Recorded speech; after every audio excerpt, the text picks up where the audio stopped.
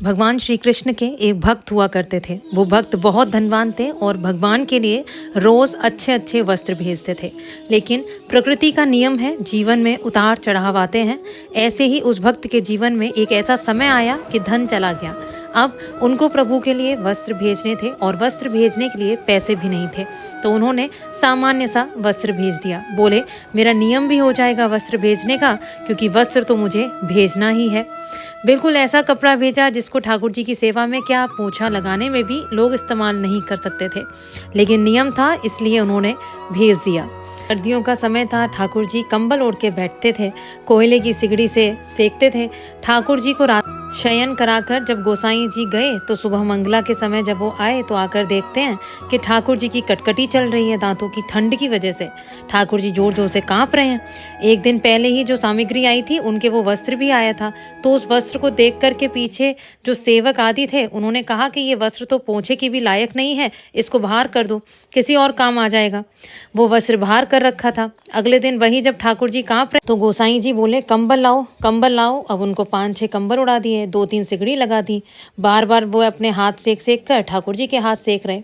घी लगाएं, कभी इत्र लगावे, जिससे ठाकुर जी को सर्दी थोड़ी सी कम लगे या सर्दी लगे ही ना।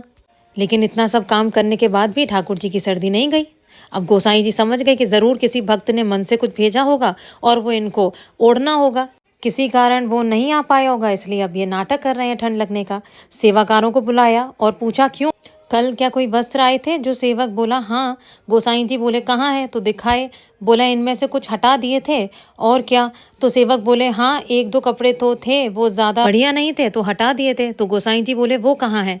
तो वो बोले कि हमने वो रसोई घर में रख दिया है, पोछे वगैरह के काम आ जाएगा। तो गोसाई जी उन कपड़ों को लाए और जैसे वो कपड़ा का करके ठाकुर जी के चरणों में रखे, इतने में ठाकुर जी बोले मोए तो पसीने आ रहे हैं, बहुत जोर से सबरे कंबल हटाओ, ये सिगड़ी हटाओ सामने से, गर्मी लग रही है बहुत जोर से।